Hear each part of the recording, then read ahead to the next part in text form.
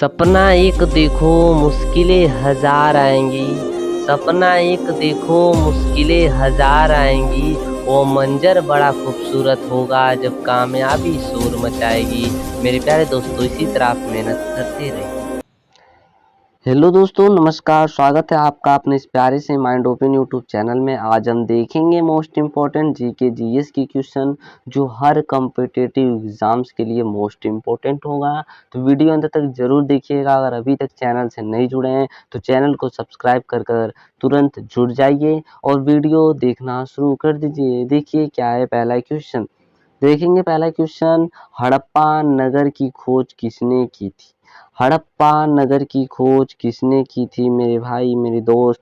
Comment box में अगर आपको आता होगा तो तुरंत जवाब दीजिएगा, फिर मैं उसके बाद बताने के लिए हूँ। हड़प्पा नगर की खोज किसने की थी? तो बात करें तो दयाराम साहनी जी की। तो उन्होंने क्या किया था? खोज किया था। ऑप्शन नंबर बी बिल्कुल सही होगा। बढ़ते हैं हम लोग अब अगले प्रश्न की तरफ। देखिए क्या है दूसरा प्रश्न।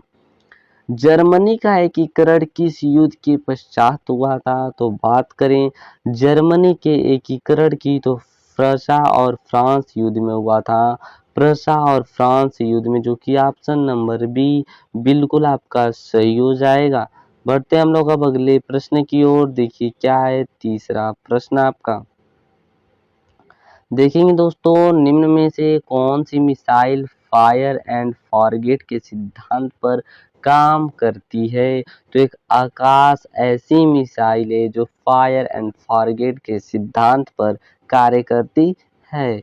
उम्मीद करता हूँ मजा आ रहा होगा। बढ़ते हैं हम लोग अगले प्रश्न की ओर। देखिए क्या है। भाभा परमाणु अनुसंधान केंद्र स्थित कहाँ स्थित है, यही पूछा गया है। तो आपका क्या जवाब होगा कमेंट बॉक्स में बताइए, फिर मैं बताता हूँ। बी बिल्कुल सही हो जाएगा, महाराष्ट्र में। बढ़ते हम लोग अगले प्रश्न की ओर। देखिए क्या है पांचवा प्रश्न। भारत में मुख्य नियंत्रण सुविधा एमसीएफ कहाँ स्थित है? तो मेरे प्यारे दोस्तों, भोपाल और हासन दोनों जगह में स्थित है। ऑप्शन नंबर डी बिल्कुल सही हो जाएगा। बढ़ते हम लोग अगले प्रश्न की ओर। देखिए अगला प्रश्न क्या है आपका। भारतीय वायुसेना की पहली महिला एयर मार्शल कौन है? तो आपका जवाब होगा पद्मावती बंदोपाध्याय जी हैं। बढ़ते हम लोग अगले प्रश्न की ओर। देखिए क्या है सातवां प्रश्न। प्रथम विश्व युद्ध में अमेरिका किस वर्ष शामिल हुआ था? तो बात करें तो वर्ष 1917 में क्या हुआ था? शामिल हुआ था। ऑप्शन नंबर भी बिल्कुल सही जवाब होगा। बढ़ते हम लोग अब अगले प्रश्न की ओर। देखिए अगला प्रश्न क्या है। ओणम त्योहार किस राज्य में मनाया जाता है? ओणम त्योहार की बात करें मेरे प्यारे दोस्तों तो केरल में मनाया जाता है। ऑप्शन नंबर सी बिल्कुल सही जवाब होगा। बढ़ते हम लोग अगले प्रश्न की ओर। देखिए नौवां प्रश्न क्या दिया गया है। वैज्ञानिक समाजवाद का सिद्धांत किसने दिया? तो बात करें तो कार्ल मार्क्स ने दिया था। ऑप्शन नंबर बी बिल्कुल सही होगा। बढ़ते हम लोग अगले प्रश्न की ओर। देखिए क्या है। जर्मनी के एकीकरण हेतु बिस्मार्क ने किस नीति का अनुसरण किया? तो बात करें तो लौ एवं रक्त की नीति का अनुसरण इन्होंने किया था।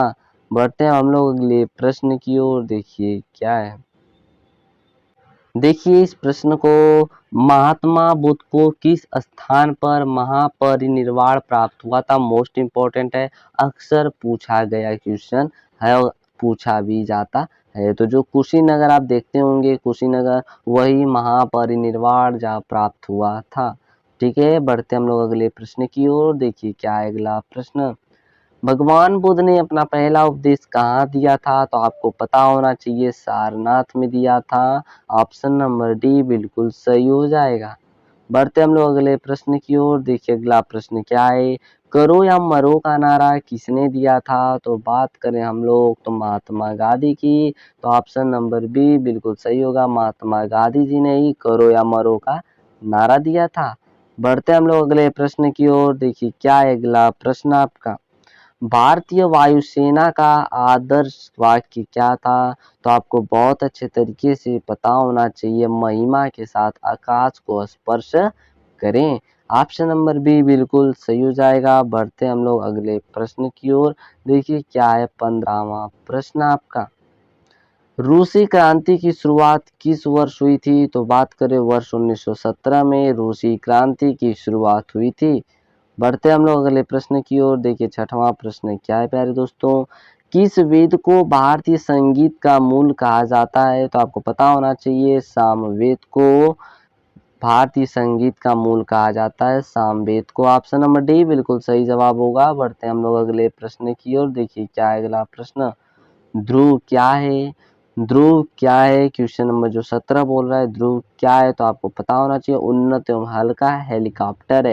ये क्या एक है? हेलीकॉप्टर है मेरे प्यारे दोस्तों, याद रखिएगा। बढ़ते हम लोग अगले प्रश्न की ओर। देखिए अगला प्रश्न क्या दिया गया है।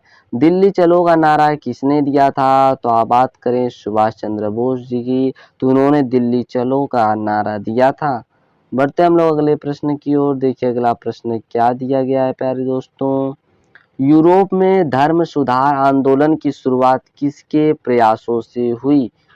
तो मार्टिन लूथर के प्रयास से हुई थी यूरोप में धर्म सुधार आंदोलन की। ठीक है, बढ़ते हम लोग अगले प्रश्न की ओर। देखिए अगला प्रश्न क्या दिया गया है। भारतीय वायुसेना की पहली महिला एयर मार्शल कौन थी? तो पद्मावती बंदोपाध्याय थी, याद रखिएगा। Option number C will be the correct answer. बढ़ते हैं हम लोग 21वें प्रश्न की ओर। अगर वीडियो पसंद आ रही हो तो लाइक कर दीजिए, अपने दोस्तों में भी शेयर कर दीजिए। अभी तक आपने चैनल पर नए हैं और चैनल को सब्सक्राइब नहीं किया है तो सब्सक्राइब भी कर लीजिए। देखिए क्या है 21वां प्रश्न। निम्न में से किस देश के पास क्रायोजेनिक इंजन से संबंधित तकनीक नहीं है? तो बात करें कनाडा की, तो इनके पास क्या है? नहीं है। बढ़ते हम लोग अगले प्रश्न की ओर। देखिए अगला प्रश्न क्या दिया गया है। भारत किस देश से अधिकतम रक्षा उपकरणों की खरीद करता है? जो भारत देश है वह इजराइल से क्या करता है? खरीद करता है रक्षा उपकरण की। बढ़ते हैं हम लोग अगले प्रश्न की ओर। देखिए अगला प्रश्न क्या है। प्रथम विश्व युद्ध में अमेरिका किस वर्ष शामिल हुआ था? तो बात करें 1915 में तो शामिल हुआ था, क्योंकि प्रथम विश्व युद्ध आपको पता होगा 1914 से स्टार्ट हुआ था, ये तो पता होना चाहिए। तो अमेरिका किस वर्ष शामिल हुआ? तो 1915 में। और चला कितने दिन तक था? 1900 शायद 19 या 18 तक चला था। ठीक है मेरे प्यारे दोस्तों, बढ़ते हैं अगले प्रश्न की ओर। देखिए क्या है अगला प्रश्न। भारत का नेपोलियन किसे कहा जाता है? तो आपको पता होना चाहिए समुद्रगुप्त को भारत का नेपोलियन कहा जाता है। याद रखिएगा, जो क्वेश्चन आप यहाँ पर रिपीट कर रहे हैं मतलब दोहरा रहे हैं हम लोग, या कहें तो प्रैक्टिस कर रहे हैं, मोस्ट इम्पोर्टेंट क्वेश्चन है, याद करना पड़ेगा और याद रखना भी पड़ेगा क्योंकि अक्सर पूछा ही जाता है। डीआरडीओ केंद्र में स्थित है, मतलब डीआरडीओ जो है किस मतलब कहें शहर में स्थित है? तो आपको आंसर होगा क्या? दिल्ली में डीआरडीओ केंद्र स्थित है। बढ़ते हम लोग अगले प्रश्न की ओर। देखिए क्या है अगला प्रश्न। देखेंगे निम्न में से एक कौन सा देश मित्र राष्ट्रों में शामिल था?